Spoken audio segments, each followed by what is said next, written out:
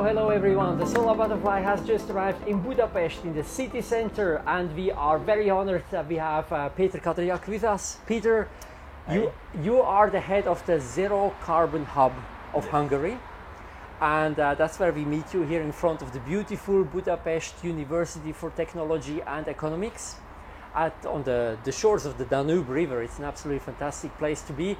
It's a very big honor for us to having you here, because you also used to be Minister, right, of State for Energy and Climate. Right.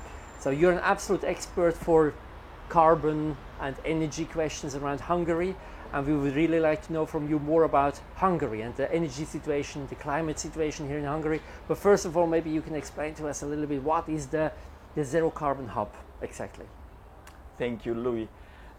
Indeed, the ZeroCarbon Hub was established about 1.5 years ago here at the Budapest University of Technology and Economics with the objective to provide assistance for Hungary, indeed, to meet its objective to become climate neutral by 2050. Now, this objective in Hungary was put into national law in 2020. And the idea was that this university is an excellent place of people, students, professors, different engineering and economics professions. So we want to bring together different professionals to develop solutions, business solutions, technological solutions that can promote the climate, moving Hungary towards climate neutrality. So these topics include like how the green hydrogen economy in Hungary could be further developed. We have been dealing with how to promote more and more solar energy development in the country, and so on. So that's the vision and the mission of ZeroCarbon Hub. Wow, nice, that's great. So if I understand you correct, you bring together people from academia, from business, from government, organizations, so that together you can make the big steps which Hungary is planning to do. So what exactly is Hungary planning with the Paris Climate Agreement now to get to zero emissions? What can you tell us about that? Well, the first, maybe what I can tell, that we have already been doing a lot, or trying to do a lot to reduce our greenhouse gas emissions. So, you know, since 1990, Hungary cut emissions by 34%, which is not enough, but compared to other European countries, this is not bad. Yeah. And the midterm objective is that by 2030, of course, we agree, and we want to go with other European partners down to 55% reduction. Okay. And as I mentioned, we are already committed to come to climate neutrality by 2050. Now, how to do that? Of course, it's a big question. And here I would say that the heart of the Hungarian climate policy is the electricity sector. So we want to, as much as possible, decarbonize electricity generation through both using nuclear. So Hungary is a pro-nuclear country because that's carbon emission is not there. Yeah. But we also have been promoting in recent years mostly solar energy and some wind. With solar energy, just in the last 5 years, about 3 gigawatts of new capacities were built in the country in an exponential way, and we want to go further. So electricity sector, cleaning up clean electricity is, let's say, in the focus of the policy. And then with clean electricity, we would like to replace part of oil and gasoline that you are promoting so much. I mean, using electricity instead of gasoline to power our cars. The government also started a specific program which is called the Green Bus program in the country, so that all diesel buses are essentially replaced by full electric, locally zero emission buses in the country by maybe in 10 years, I think.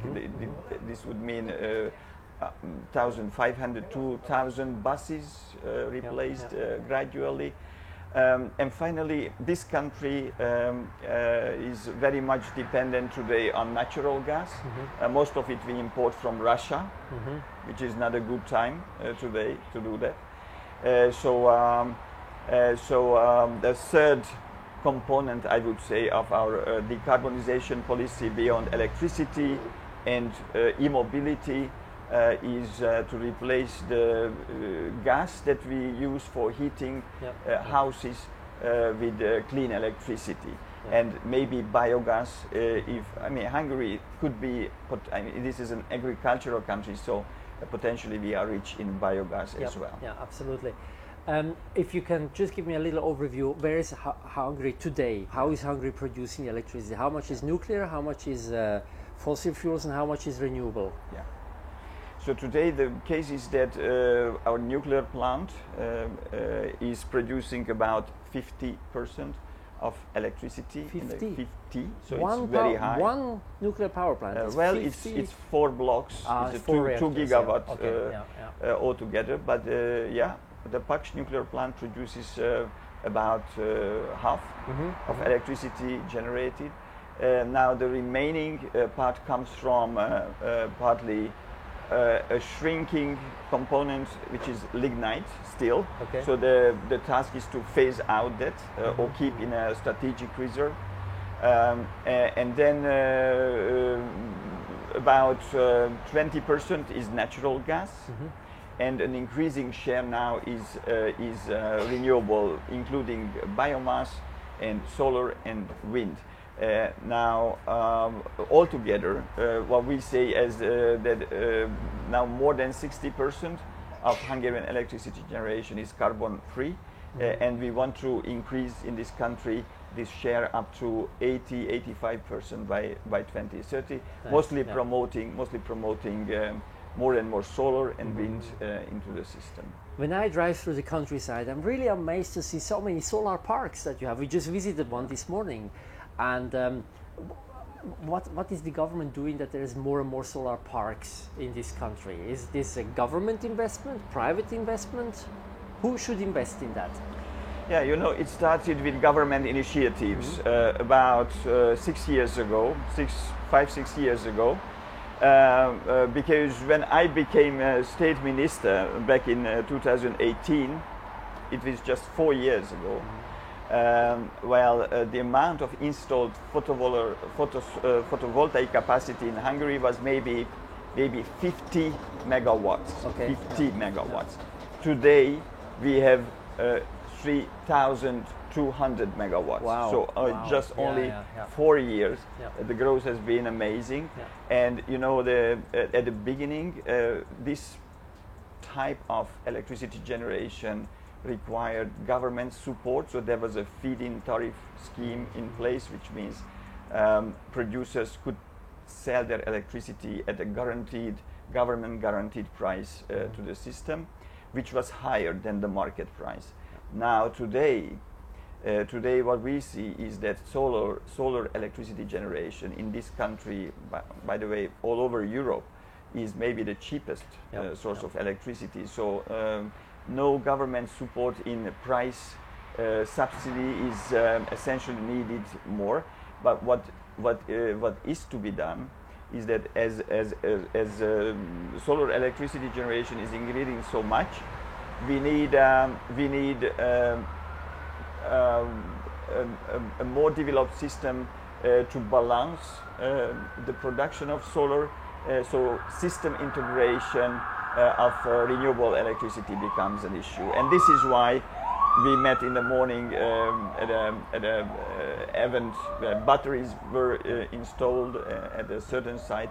So what I foresee is that in the coming years, more and more batteries and other flexibility means will be put into the grid, so that we can integrate solar more smoothly into the electricity system. That's nice. I'm really excited to see that. I'm very happy to hear that Hungary is on track. Yeah. I mean, everything could go faster, of course. Wow. But even Hungary is doing things. It's going forward, and you're putting a lot of energy into the solar. I know we are talking now a long time already, but I have one little question, because out of my personal curiosity, what about geothermal energy? There's so many thermal baths here in Budapest. There's volcanic ground under Budapest, and I know there's geothermal plants here in Hungary too. What potential do you see for that technology? We have huge potential here, but cheap fossil energy made it unprofitable to use it as much as we could. And now with current electricity and gas prices, I think the time has come to better utilize our very, very good resources. So if you imagine Europe, Hungary belongs to maybe the 4 or 5 countries with Iceland and some other places with a very, very good geothermal resources. Mostly for heat generation, so the best potential is to use it for either district heating or heat pumps.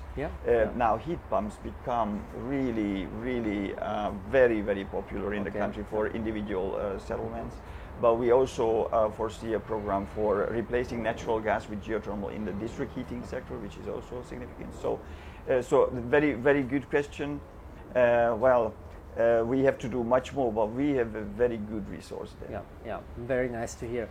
Thank you very much, Peter. That was a really big honor being with you here. Thanks a lot for the invitation that we could come here to your university, and I wish you all the best in the future and keep up the good spirit here in Hungary. Thank you very much, Luis, and I'm honored that you visited us here at the university, and wish you also strength and energy to move on and convince more and more people that we need all these solutions. Thank you very much, Peter. Thanks a lot. Thank you. Ladies and gentlemen, we have come to the end of this show. Please stay with us. Tomorrow we stay in Budapest. We're going to meet 3 more pioneers, maybe 4. Stay with us. Have a good day. Bye-bye.